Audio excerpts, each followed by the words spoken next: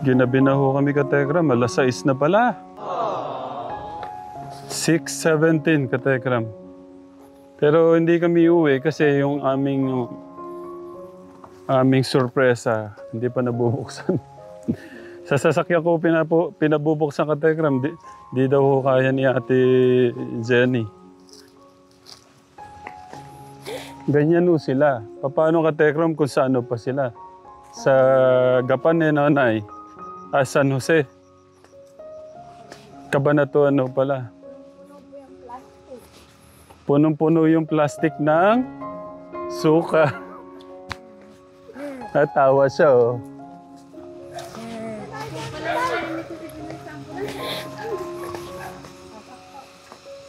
Thank you po. Ay, nakasmile na. Oh. Si Lola, nandito na ba si Lola?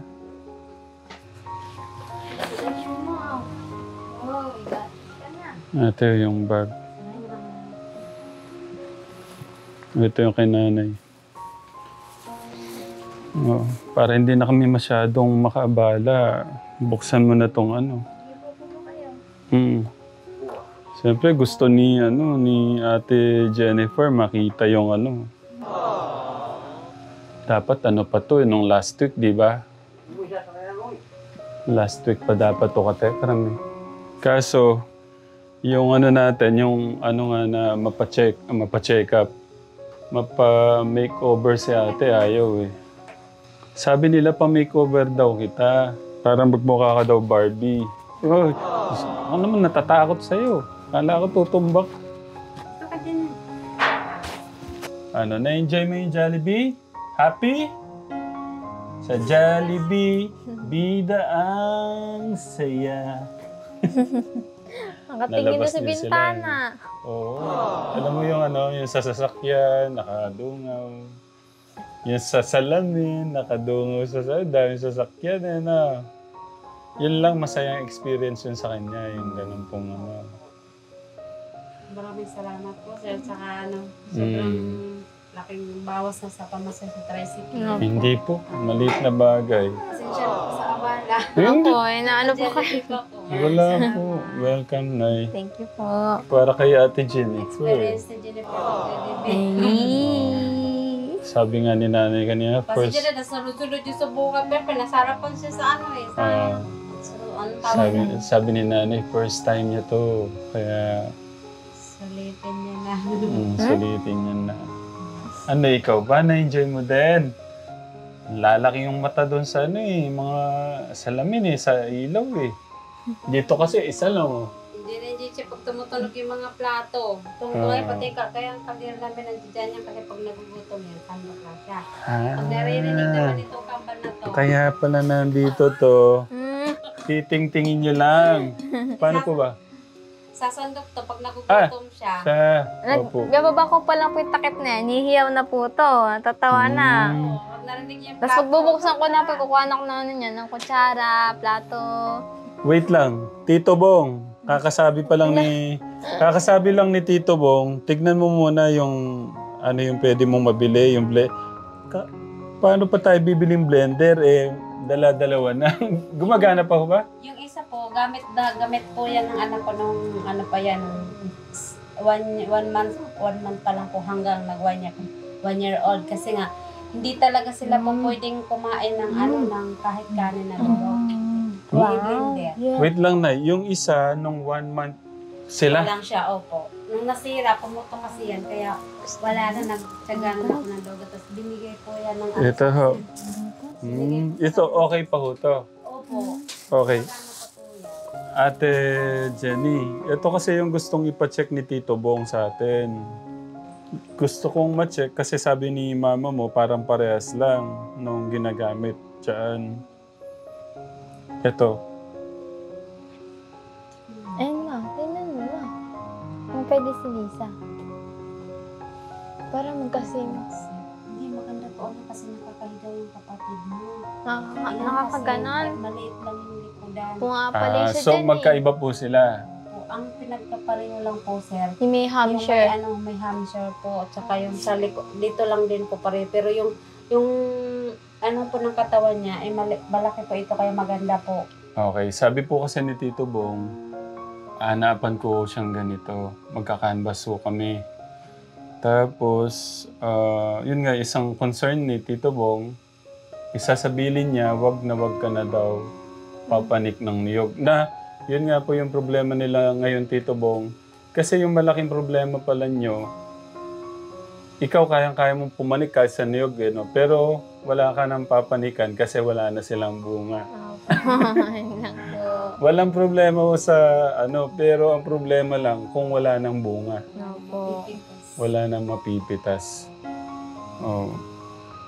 So, at ang gusto nga ni Tito Bong, tinatanong nga niya, pero mamaya na yon.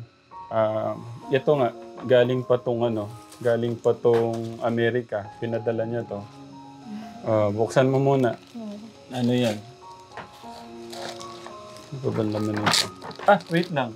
May dala pala akong tatlong Ay, damit. Naku, hindi, at saka ito. Ito Ano tatry. gagawin? Yung damit na. pinabibigay din sa'yo. Yung, Ito po? yan. Yung isa, susot sana ni mama mo. Kaso hindi kasha. Ito nga. Oo, kaya Oo. Kasya Ayan. naman sa'yo, ma. siya, pero para ako sumang. Hindi, maliit lang yung liig.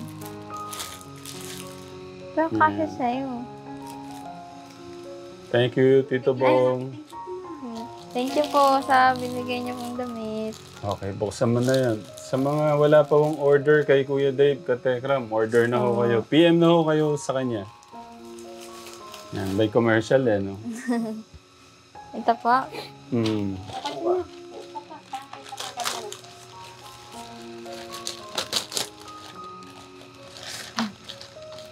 Pina-express niya pa nga yan. Pet. Pina-express niya. Ano po? Silipin mo muna. Hello. Ano? Nagulat Tito Bong. Parang gulat yun, parang gulat. Hello. Hala! Scholarship. Basahin mo. Hello. Isa tong patunay na si Generous ay napili Hindi, magsimula ng dito. scholarship certificate. Ito ay nagpapatunay na si Generous ay napili ng Tekram Scholarship Program bilang scholar at ikay makakatanggap ng tulong pinansya para maipagpatuloy mo ang iyong pag-aaral at maaabot mo ang iyong mga pangarap. Hala! Thank you po. Salamat po. Hindi. Akala ko di kayo matatapos yung pag-aaral ko. True, Tito Bong. Sabi ko nga sa'yo, di ba, automatic sa nakita ko, pasok ko siya sa... Talagang deserve naman kong maging scholar. Sabi ko nga, pero ayaw kong ako na napanood naman noon ni Tito Bong yun. O sige, ako na may sagot doon sa niya, allowance niya. Siya po yung magbigay ng allowance monthly. Ate o ate. Thank you, Tito Bong. Thank you. Happy? Thank you po. So yan, anong mapapangako mo kay Tito Bong? Mag-aaral po ako ng mabuti.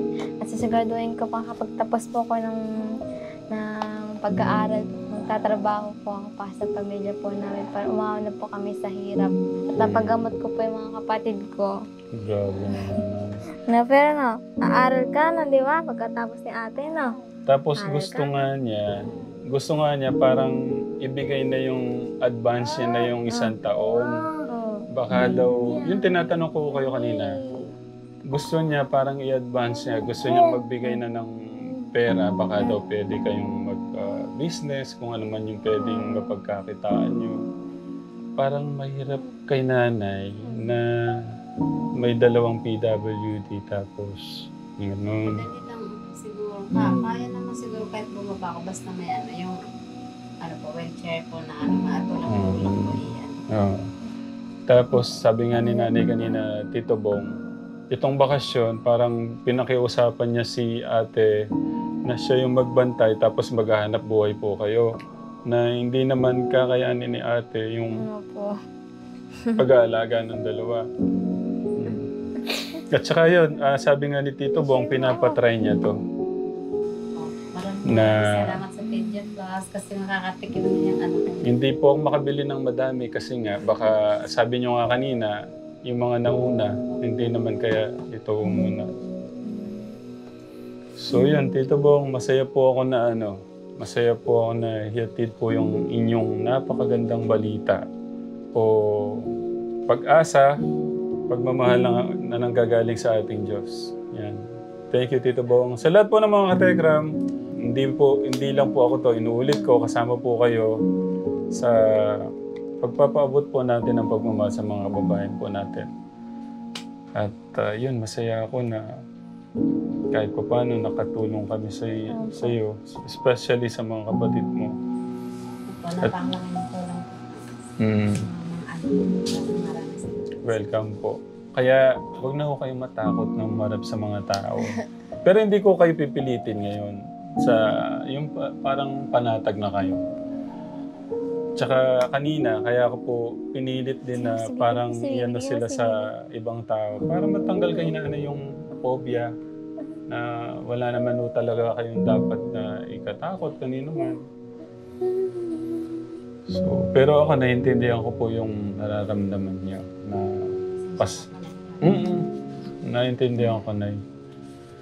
Kaya... Palakpak mo, tanda siya mga pag-aaral natin niya. Pirmahan mo na yan. Pagka hindi mo pinirmahan, ibibigay ko sa iba. Joke lang, biro lang. Kailangan pirmahan yan, sir? Sa kanya na po yan. Tapos pirmahan mo nga mamaya. Kahit bukas na. Thank you po. Basta ako lang, Ate Jenny, kung ano yung mga nasimulan mo, sana tuloy-tuloy. Wag magbabago.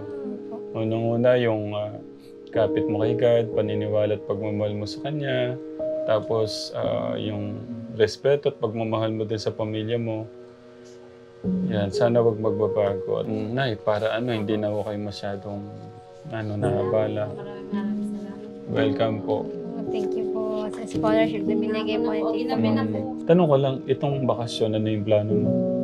Magtatrabaho po sana kami kaso wala pong ID. Ano pa lang po ako ng ID ngayon. Bakit wala kang ID? Mag-a-apply sana po kami kaso di ba tatanggapin kami. Wait lang, ba't wala ID sa school ba? meron po yung ID. valid po. Valid. Kasi po siya ng 18 years old kaya wala pa po siyang mga Saan ka sana Sa factory po sana Factory? Kaya mo ba doon? Hindi ko nga po alam. Hindi po wala pong alam yan. Baka sabi ko baka ibinta ka Sa classmate ko, panyayaya po ko Magkano daw kami sa factory. So, yun yung itong plano nyo. Hindi ko lang po kung alam kung isasama po ako. Kasi Mali. parang parang hindi na. Maliban doon, ano yung mga iba pang plano?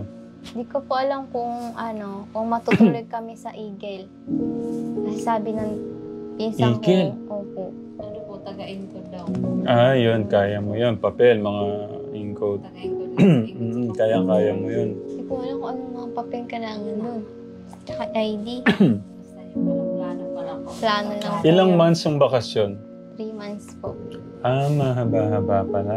Opo. Yun din, pinapatanong ng Tito Bong kung kailan yung pasukan. August. Para nga yung mga yung mga kailangan ding bilhin ng mga gamit o yung mga 16 din. So 3 months pa pala. Bala ko nga din po, pag hindi niya talaga kayang alagaan kapatid niya. Wag tanim-tanim na lang kami dyan ng kahit pa paano gulay-gulay. Kasi may bigas naman po kami galing sa munisipyo.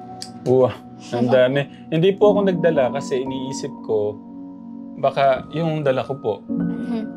Ay. Nagalaw na po ba? Hindi mo Kaya po, nakita ko kasi nung kaya...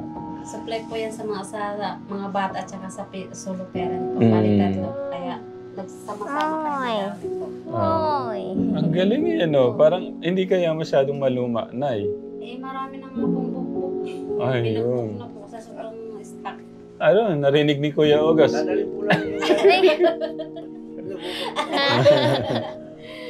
Hindi, ang galing lang din ng mga namumuno, no? Alam nila yung kailangan bigyan. Opo. Bukod po sa may bigas, may pera din po. Ano po, pamili po ng maintenance niya po sa ano, Ah. season. I-update ko kayo niyan pagka napanood ni Tito Bong to. Kung ano man yung mga napag-usapan.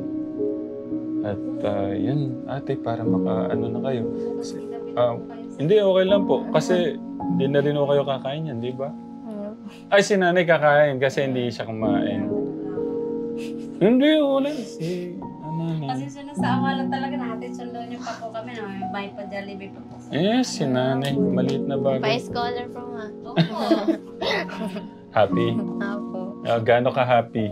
Sobra po. Kasi hindi ko naiintindihan yung pag-aaral ko. Mag-ano lang po, mag-study na lang po. Ganun. Hindi po intindihan yung mga gastusin. Okay. Yan lang. Lagi lang magpe-pray. Okay? Tingin kay God yung gabay, yung mga decision at mga plano para mas maiayos natin sa tama. Yung mga decision at gagawin natin. Welcome po. Thank you, ate. Palagay mo tito. Para... Salamat po.